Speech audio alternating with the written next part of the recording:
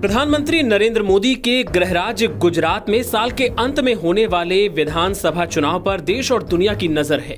BJP Gujarat में सरकार दोहराने के दावे कर रही है तो कांग्रेस भी सत्ता हासिल करने के लिए पुरजोर कोशिश में जुटी है। कांग्रेस के जादूगर कहे जाने वाले अशोक गहलोत और उनके चहेते नेता और कांग्रेस प्रभारी रघु शर्मा भी मैदान में उतर चुके हैं। लेकिन गुजरात में गहलोत और रघु शर्मा की जोड़ी के सामने बीजेपी ने 104 नेताओं की दीवार खड़ी कर दी है। ये दीवार उत्तर गुजरात के 10 जिलों में 43 सीटों पर मारवाड़ी और मेवाड़ी मतदाताओं को कांग्रेस तक जाने से रोकने का काम करेगी। दरअसल बीजेपी ने राजस्थान के 104 बीजेपी नेताओं को ये जिम्मेदारी दी है। अहमदाबाद शहर की 14 सीटों को छोड़ दिया जाए तो उत्तर गुजरात की सभी सीटों पर बीजेपी नेता दिन रात फील्ड में जुड़कर पार्टी की नैया पार कराने में लगे हैं।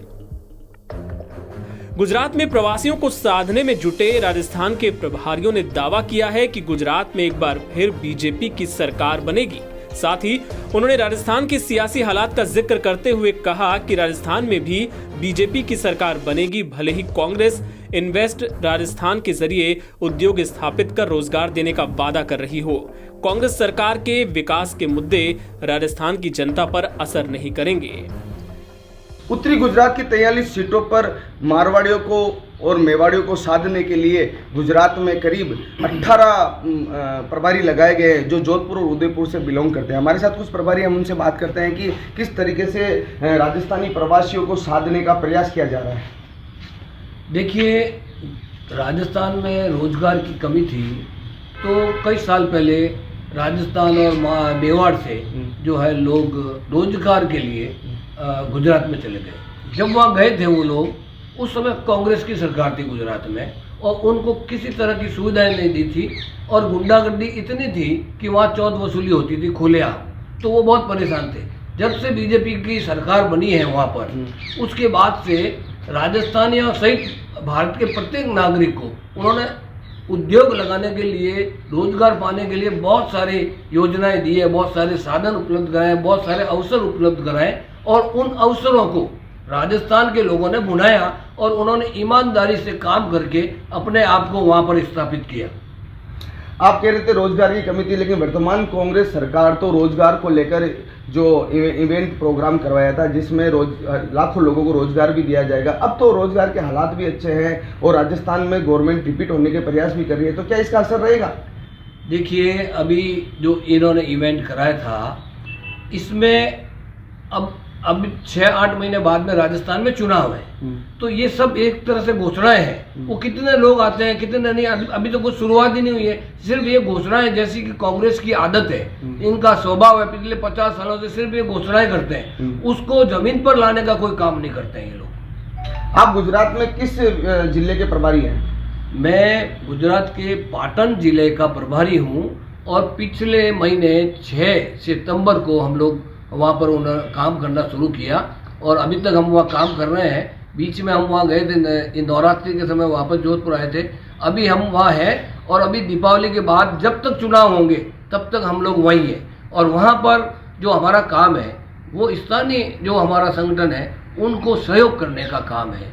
जैसे वहाँ पर हमारी जो संगठनात्मक दृष्टि से पन्ना प्रमुख, शक्ति केंद्र और बूथ लेवल के कार्यकर्ताओं की बैठकें, तो हमने अभी जो हमारा जिला है यहाँ पर 4 विधानसभा है और 15 मंडल है, तो हमने सभी मंडलों की बैठकें आयोजित संपन्न कर ली है और लगभग 95% शक्ति केंद्र और बूथ लेवल के कार्यकर्ताओं की बैठकें आयोजित कर ली। आप प्रवासियों को टटोलने के लिए वहाँ गए हैं और प्रवासियों का क्या मानस है और प्रवासियों की योगदान से वहाँ कितनी सफलता मिलेगी? मैं मेरे 1.5 महीने के अनुभव से ये कह सकता हूँ कि वहाँ राजस्थान के जो प्रवासी हैं वो एक तरह से गुजराती लोगों से घुल मिल गए हैं और उनको इतने अवसर मिले हैं रोजगार के, उद्योग के, और वो अपना आप अभी वो एक तरह से सेट बन गए हैं वहाँ। क्योंकि गुजरात की भारतीय जनता पार्टी की सरकार ने पिछले 25 सालों में उनको इतने अवसर प्रदान किए और पूरा विश्व जानता है कि मारवाड़ी जो है वो मेहनत करने में सबसे नंबर 1 है और उन्होंने अपनी मेहनत करके और सरकार के जो अवसर दिए गए उन अवसरों को भुना के उन्होंने अपने आप को स्थापित किया है, अपने आप को जो है एक तरह से सेठ बन गए, वो खुद उद्योगपति हो गए।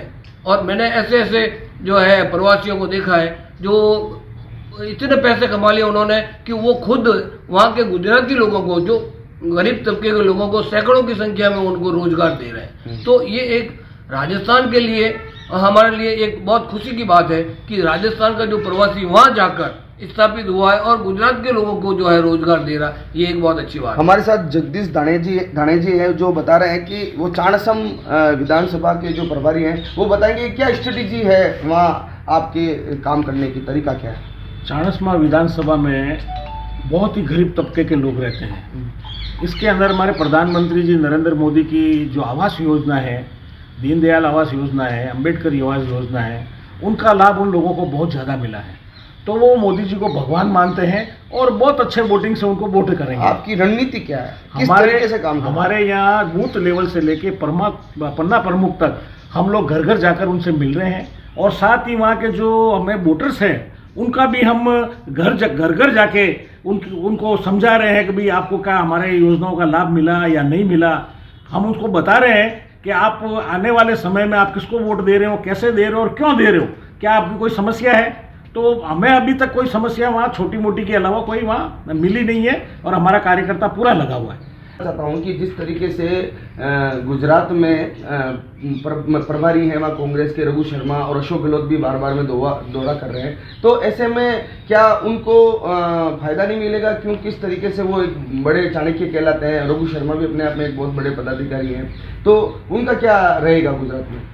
मैं आपको पिछले 1.5 महीने के अनुभव से हमने कम से कम 750 लोगों से व्यक्ति से मिलना हुआ है। वहाँ कांग्रेस कहीं नजर ही नहीं आ रही। ये राजनीतिक रूप से नहीं कह रहा हूँ मैं, कांग्रेस कहीं है ही नहीं, कांग्रेस का कोई नाम ही नहीं ले रहा, ना वोटर्स और ना वहाँ के कांग्रेस के पदाधिकारी कहीं नहीं दिखाई दिए हमको। ये तो भाजपा के पदाधिकारी इसलिए बोल रहे हैं। देखो, आप कह रहे हो रोजगार की बात है, तो अडानी जी खुद राजस्थान में इन्वेस्ट करने का सोच रहे हैं। इन्वेस्ट राजस्थान में कई उद्योगपति गुजरात के राजस्थान में आए हैं, तो ऐसे में सरकार ने कई ऐसे फैसले लिए, जैसे सरकार में जैसे कि पेंशन योजना की बात करें तो भी लोगों में रुझान बढ़ा है। ये तो आप बीजेपी के, तो ऐसे क्या प्रमुख बात रहेगी जिसमें गुजरात को फायदा मिलेगा और राजस्थान में भी आने वाले टाइम में फायदा। देखिए, मैं आपको ये कह सकता हूँ कि हम जब यहाँ काम कर रहे हैं पिछले 1.5 महीने से, तो यहाँ गुजरात के लोग कह रहे हैं कि राजस्थान की सरकार कब जा रही है। उनको तो ऐसा लगता है कि राजस्थान की सरकार आजकल में चली जाएगी। तो कांग्रेस का वहाँ कोई ऐसा कुछ भी नहीं है। अब जैसा आपने बताया अडानी जी वहाँ गए, तो अडानी जी व्यापारी हैं, उनको कोई कांग्रेस बीजेपी से मतलब नहीं है, उनको अपने व्यापार से मतलब है और इसलिए व्यापार करने के लिए वो अवसर ढूंढ रहे हैं वहाँ पर। मतलब कांग्रेस अवसर दे रही है, आप ये कहना चाहिए। Yes. इतने दिन तो कांग्रेस उन्हें बोलती थी कि मोदी सरकार केवल उद्योगपतियों का फायदा पहुंचा रही है, अडानी और अंबानी का, और आज वो खुद अपने राजस्थान में उनको आमंत्रित किया है। देखिए, जैसा कि अडानी जी वहाँ गए, एक एग्जाम्पल है। अडानी जी गए, अडानी जी व्यापारी है, ना कांग्रेस है ना बीजेपी है, उनको अपना व्यापार करना है, उनको अपना पैसा कमाना है और वो व्यापार करेंगे तो राजस्थान में बहुत सारे लोगों को रोजगार भी मिलेगा। तो इसमें कोई राजनीति नहीं होनी चाहिए। इसमें कांग्रेस को भी ये नहीं कहना चाहिए कि हमने ऐसा किया वैसा किया। ये काम कांग्रेस 50 साल पहले भी कर सकती थी। वो सोलर ऊर्जा के लिए आ रहे हैं, आपको पता हो तो अडानी जी सोलर ऊर्जा के लिए आ रहे हैं और सोलर ऊर्जा के लिए राजस्थान सबसे उपयुक्त राज्य है। और वहाँ ये अवसर कांग्रेस ने 50 साल राज किया, तो क्या किया इतने दिन, क्या किया? वो मोदी जी की नकल कर रहे हैं, क्योंकि मोदी जी ने गुजरात से ये सोलर जो है प्लांट लगाना शुरू किया और वहाँ से ये मोदी जी की नकल करके ये काम कर रहे हैं। मैं इसमें इतना ही कहूँगा कि ये अशोक जी ये योजना लेके आए, अडानी जी को लेके आए, अच्छी बात है। इससे रोजगार मिलेगा लोगों को, राजस्थान के लोगों को रोजगार मिलेगा और उद्योग डेवलप होगा, ये अच्छी बात है। लेकिन अडानी जी को ना तो कांग्रेस है ना बीजेपी। तो आप हैं राजेंद्र बोराना, जो पाटन के प्रभारी हैं, जो बता रहे हैं कि गुजरात में जिस तरीके से राजस्थान के जो प्रवासी हैं उत्तरी गुजरात की करीब 43 सीटों पर वो अपने मत का प्रयोग करेंगे और उन मतों को, उन प्रवासियों को साधने के लिए उदयपुर और जोधपुर संभाग के करीब 18 प्रभारियों को वहाँ नियुक्त किया गया। उनका एक ही काम है कि किस तरीके से गुजरात में रह रहे राजस्थानी प्रवासियों को साधना है और उन्हें किस तरीके से रिझाना है। शरद टाक, NBT, राजस्थान।